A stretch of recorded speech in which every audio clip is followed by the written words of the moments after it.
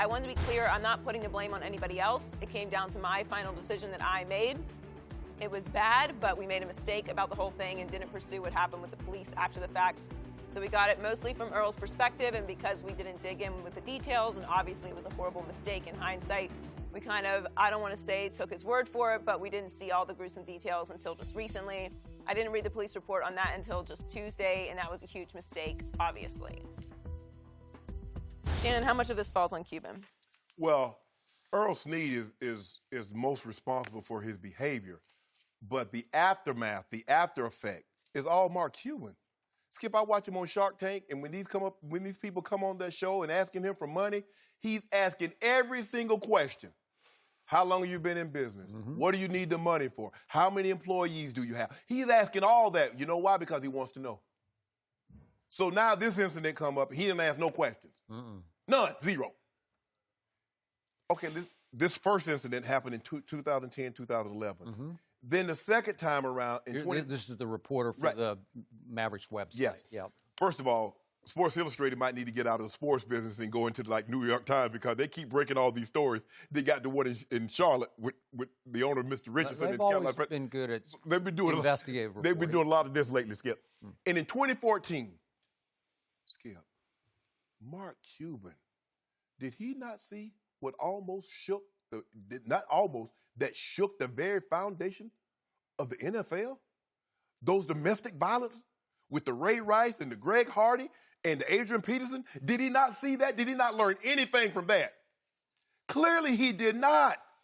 And Skip, they asked him, he said in hindsight is a perfect science because you have the knowledge of knowing what has happened and how you handle it. They asked him, he said, in hindsight, I would probably do it different. Not I would definitely do it differently. Yep. I would probably. After you knew, Skip, I can assure you, if the popo rolled up here and rolled me off the Fox lot, my boss is gonna wanna know why the police came and got me, why they wouldn't let me turn myself in, or why didn't they pick me up immediately? Why would they come to my job and you didn't ask no questions? So that's normal? Is that what happens in the Mavericks organization? So police just roll up on people and roll them up out of there. And he didn't ask any question.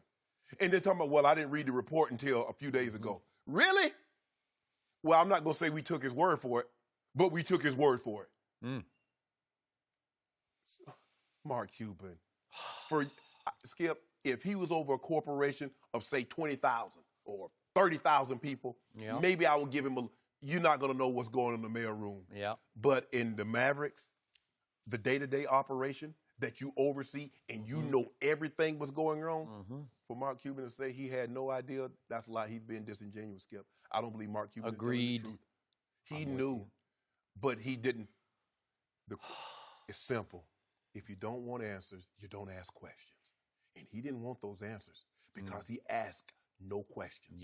And maybe he did and we don't know. Skip, but he had to know. But Adam Silver, now, he's a no-nonsense type of guy. You got that right. He moved this bill that they had in Charlotte, in North Carolina. He says, okay, y'all want to discriminate? We're going to take this all-star game. And guess what happens, Skip? It's going back to Charlotte. Guess why? Because they're going to stop this foolishness. Now, he has the ability to suspend an owner for as long as he wants to and impose fines up to $2.5 million, $3 million. Mark Cuban, you're going to have to pay a big fine. But you're not out of the wood. Now, he's ordered an investigation. But maybe the state of Texas, maybe they're going to investigate this. You're in a heap of trouble. You think that tanking fine, that $600,000 you got, that's going to be pale in comparison with what Adam Silver about to do to you. And they can take draft picks. Boom. Bingo. That's where I hope this is headed. Because this is so out of bounds. And Mark Cuban should be held 1,000% responsible for owning and operating a basketball franchise that became a quote-unquote Shark Tank for women when it came to sexual harassment and domestic violence. He oversaw that franchise. And again, it wasn't Mark's personal behavior. He did not engage, to my knowledge, in any sexual harassment. Or you really have a situation on So your hands. we don't have a Donald Sterling situation. That was Adam Silver's first act as commissioner. He basically forced Donald Sterling to sell the Los Angeles Clippers. Or reported Jerry Richardson situation, Mr. Richardson down in Okay, Paris. and there you go. But there has to be a severe punishment levied by Adam Silver here to send a message that this sort of organization and behavior will not be tolerated in this league. I hope he would take not maybe this year's draft pick, but the 2019 first-round pick. This one. This one? All right, Skip, well, that's a lot because it's going to be a good one. But you got to send a message. Because for Mark Cuban to say, I didn't know anything about this, he knew. Because you talked to the guy. And who does that? You just take one side of this story. You could have easily, just like that lady called and got the police report about what happened with that kicker in the Giants, Brown. The NFL could have done that. Mark Cuban, if he wanted answers, he don't take anybody's word for it. So let's go back to his president and CEO for the first 15 years he owned the Dallas Mavericks, Terdema Ussery, who he inherited from the previous regime. But Terdema Ussery, for those who don't know, African-American, one of the highest ranking and highest respected outside of Dallas executives in the NBA, in a league, obviously, that is dominated by black players. But Terdema Ussery was a serial sexual harasser who had been accused before Mark bought the franchise in 2000. In 98, he'd been accused, and they had to replace the HR director just so they could bring in a guy who would ride herd on and try to save Terdema Ussery from himself within the confines of the organization. So you tell me, is Mark Cuban not a smart guy? Is he not a plugged-in guy? Absolutely. And look, I know he's like a super fan who travels with the team, so he can make the case, I didn't spend much time around those offices, but he spent enough time, and his ears are open enough. He heard the stories. He had to know what was going on with his CEO and president. But meanwhile, the CEO and president is helping raise the funds, the public funds, with which American Airlines Arena was built. Yeah. So he was doing a great job. He was making lots of money for Mark Cuban. And meanwhile, Sports Illustrated has interviewed 12 women who give detailed, gory detail accounts of his behavior within the confines of the organization, in which they all feared for their sexual harassment lives, just going to work. They feared for having to sit at their desk with him operating. Well, the ladies, there's one lady said that when I was around the players, my anxiety went down. Yeah. When I was at my desk, the anxiety went, Skip. Okay, so Cuban is presiding. That's he's described in many magazine articles as Mark Cuban's right-hand man. Yeah. And then now we come to the Earl Snead issue. And Mark Cuban said yesterday, if I read this right, that after he got arrested and charged back in, as you said, 2011, Mark Cuban said that when it came to the second time around, he said, the way I looked again, in hindsight, this was a mistake, but I didn't want to just fire him because then he would go out there and get hired again and do it somewhere else. What? Hold on, What? Hold on, Skip. What was he doing? He I thought you didn't know. He beat up a woman. Exactly. So you believe that he was doing that, but you would have... So he beat up one woman, and then he was allowed to keep his job and wound up dating and then living with a coworker. A coworker. So someone within the confines of the organization then gets hit in the face by Earl Snead, and she goes to HR, and HR says, it's too bad. It's just too bad. And he kept his job. And he said, well, she wasn't a coworker. She was my girlfriend. Well, Dumb.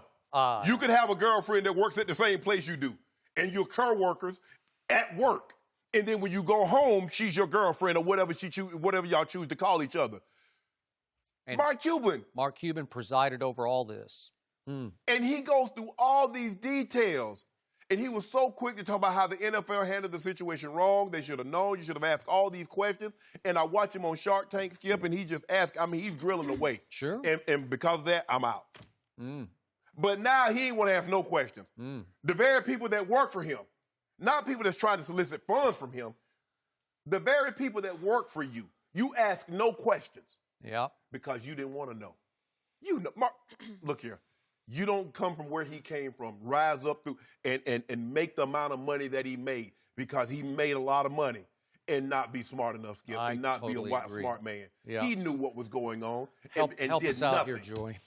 Well, I mean, I think it's easy to say that this isn't surprising considering the climate that we're in with everything that's happened with the Me Too movement. At this point, if you're shocked at the widespread nature of it, you're not paying attention. But the thing that stuck out the most to me was what you said, the staffer that said she felt more comfortable in the locker room than out of the locker room. Because we've heard that saying, locker room talk, thrown around a lot. And to me, anyone who thinks that that is what goes on in the locker room today has never played professional sports or has actually spent time around professional athletes, because we know what it used to be like for reporters and women in locker rooms. And I've been in locker rooms on every level since birth, from pee-wee to high school to college, professional, every single level. And that is just not the experience. But that's what stood out to me, is that it's funny that the locker room is the safe place and the work environment isn't. But when it comes to Mark Cuban, it's impossible for me to believe that when you say out of your own mouth that you are involved in every level of your organization, you said that. We didn't say that. You said that you had no idea what was going on with your CEO that was there with you for 15 years. I mean, at what point or another are we stupid? Yeah. That's how you're treating us, because you were the one that said it. So I doubt this is the end of this in any way. And it'll be interesting to see how the NBA handles this. But when I heard the story, the thing that stuck out to me the most, because, you know, Mark Cuban likes to say a lot of things. When you mentioned Donald Sterling, if you remember, he said that while he felt like Adam Silver had to do it, he thought that taking away the team was a, quote, slippery slope. And when he said that then, I thought that was interesting. Like, why would you be caping up for Donald Sterling in any way unless that is true. There was something about your organization that wasn't on the up and up? That's and a good point. Here we are, because obviously in 2014, we have these stories going on. So if you just follow the details, it seems like this was not something that no one knew about. The bottom line for me is this isn't over, and I wouldn't be surprised if now that this story is out there, there are more organizations that come under fire for things like this. Thanks for watching. Subscribe here to get the latest from the show, and be sure to check out more of the best clips from Undisputed, or go watch a few segments from our other shows on FS1.